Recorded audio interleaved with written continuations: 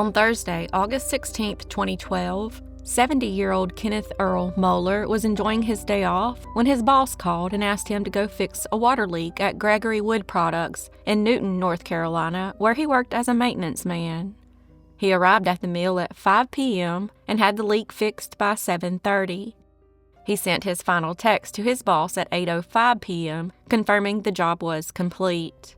After that, he was never heard from again. The following morning, when Ken was still a no-show, his wife called a coworker to check on him. At 7 a.m., the coworker arrived and found Ken's truck still parked at the mill with the keys in the ignition. Kenneth Earl Mohler, who went by Ken, was born on June 3, 1942, and was an Army veteran. He was deeply religious and helped start Fresh Oil Ministries in Hickory, North Carolina, an inclusive, non-denominational Christian church. He was a big fan of alternative medicine and always kept an herb garden. He was close with his family, and when he disappeared, he was said to be the only guardian for his wife's young granddaughter. After the coworker discovered Ken's truck, he and other employees began searching the property and found some disturbing clues.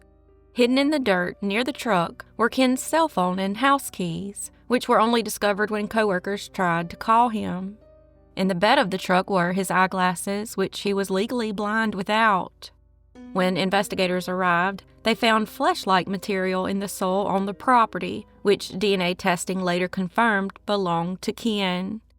Near the flesh, there were bloodstains and several strands of white hair. Authorities searched the entire 57-acre property, but besides the DNA evidence, nothing pointing to Ken's whereabouts was found. A year after Ken's disappearance, Gregory Wood Products filed for bankruptcy. The company had struggled ever since the lumber market crash in 2008 and 2009. In addition to financial troubles, the mill had also been broken into several times before. Just months earlier, tools and equipment were stolen. Investigators think Ken might have caught thieves stealing scrap metal or motors that night, and it could have led to a struggle. Because the mill was isolated and the metal was very valuable, it was a hot spot for thieves. They believe that once Kenneth was gravely wounded, he was forced into a vehicle and taken elsewhere and killed. Investigators looked into known local thieves, but were still unable to identify any suspects. In November 2017, a witness told police she overheard two drunk men say Ken caught them stealing and was killed during a fight. They claimed his body was dumped in an old well. However, when investigators dug up the abandoned well near the mill in 2019, nothing was found. Even though Ken has never been found, the Catawba County Sheriff's Office believes he is dead.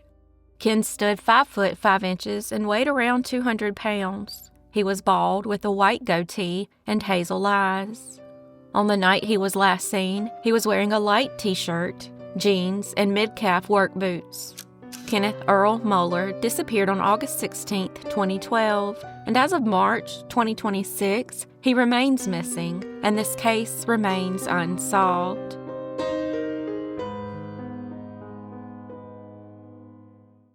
On June 1, 2009, Terry, who lived in Asheville, North Carolina, called her cousin in Garner, over 250 miles away, to say she was driving over with her young son for a visit. Tragically, she never arrived and was never heard from again. Terry Lynn Tersak was born on April 8, 1976, and grew up in the West Raleigh area of North Carolina. By the age of 33, she was living in Asheville with her husband, Stephen, and their young son, Xander. She was described as an extremely intelligent and eccentric individual. According to Stephen, she was addicted to drugs and suggested that she was planning to enter a rehabilitation program before she vanished. However, a friend of hers disputed this, saying she rarely drank and only smoked marijuana. Within a few months of her disappearance, Stephen had sold her SUV and moved with Xander to Austin, Texas. So not only had Terry disappeared, but her only mode of transportation was still at the house, as was her son.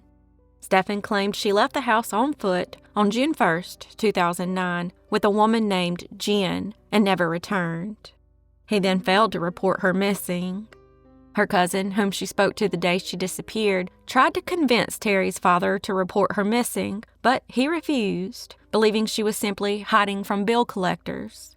Finally, in May of 2011, when her father realized something was seriously wrong, he and Terry's brother reported her missing. By this point, a lot of important evidence had been lost.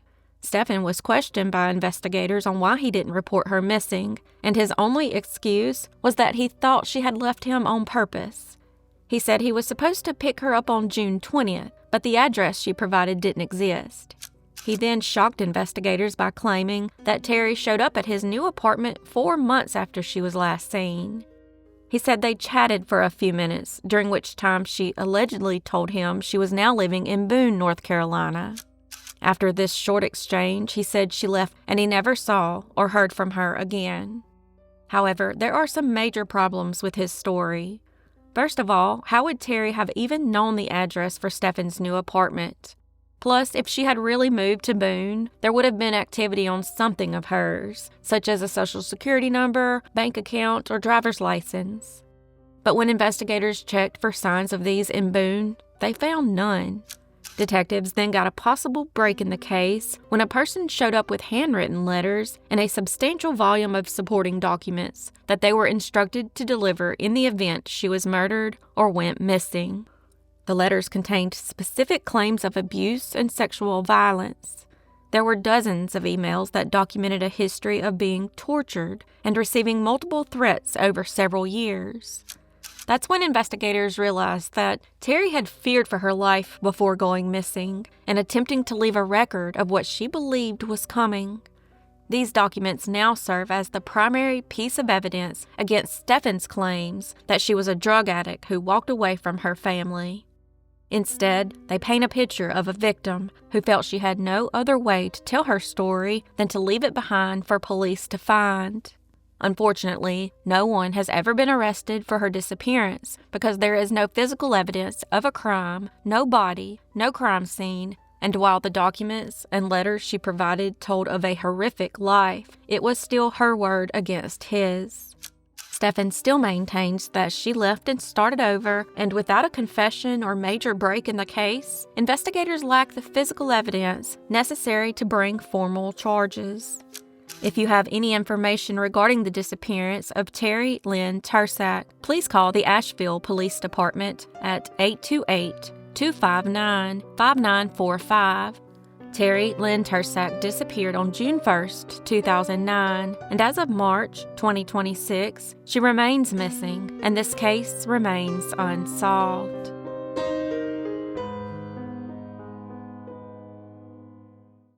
At around 6:30 a.m. on February 4, 2015, Sara Graham left her home on Centerville Church Road in Fairmont, North Carolina, to make the 20-minute drive to her job at Walmart. Tragically, she would never arrive and was never heard from again. Sara Nicole Graham was born on April 1, 1996, and was a Native American member of the Lumbee tribe. She was described as a shy but kind individual who loved online gaming.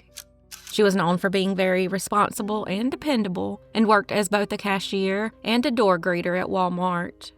She'd been raised by her mother in Texas, but after graduating high school, she moved back to North Carolina to live with her father, Hubert Graham, and her stepmother, Connie Graham, in the 4000 block of Centerville Church Road in Fairmont. On the day she disappeared, Sara was heading to her 7 a.m. shift, but 15 minutes after leaving, at around 6:45, witnesses reported seeing her father's white Chevrolet Astro that she'd been driving that morning, abandoned in a wheat field about 5 miles from her home. While multiple people saw the vehicle, it wasn't reported to the police until around noon that day. Unfortunately, there was no sign of Sara, no signs of a crash, no visible damage to the exterior, and no signs of a struggle in or around the van. The doors on the van were locked, and the keys have never been found. Since it was an older model van, it didn't have automatic locks, meaning someone had to lock it from the outside. Also missing with Sara are her purse and cell phone. Forensic experts examined the van's black box, and it showed no evidence of engine failure. Over the next few days, more than 100 volunteers, including local deputies, K-9 units, and even the FBI Charlotte Division were involved in the search for Sara. Hundreds of acres of fields and wooded areas were searched, but no signs of her were ever found. Interestingly, both Sara's father, Hubert Graham, and stepmother Connie Graham worked for the Robeson County Sheriff's Office at the time. Hubert as a sergeant and Connie as a deputy. She allegedly had a good relationship with both of them, and they said everything in her life was going well. On March 18, 2015, roughly 6 weeks after Sara vanished, Connie was fired from her position. However, officials cited personnel issues and not anything to do with Sara's disappearance. 10 years would then go by before another update in the case. In February 2025, authorities officially confirmed they were investigating Sara's disappearance as a homicide and that someone close to Sara wasn't telling them everything they knew. The information that led them to that conclusion has not been publicly released. Since the reclassification, the FBI has increased the reward to $10,000. In June of the same year, there was another search, but just like the rest, it turned up nothing. Sara stood 5 foot 4 inches tall, weighed about 160 pounds, and had short, curly dark brown hair and brown eyes. She wore glasses and had orthodontic braces. The morning she disappeared, she was wearing her Walmart employee vest. If you have any information about the disappearance of Sara Nicole Graham, please call the FBI in Charlotte at 704-672-6100 or the Robeson County Sheriff's Office at 910-671-3100. Sara disappeared on February 4, 2015, and as of March 2026, she remains missing, and this case remains unsolved.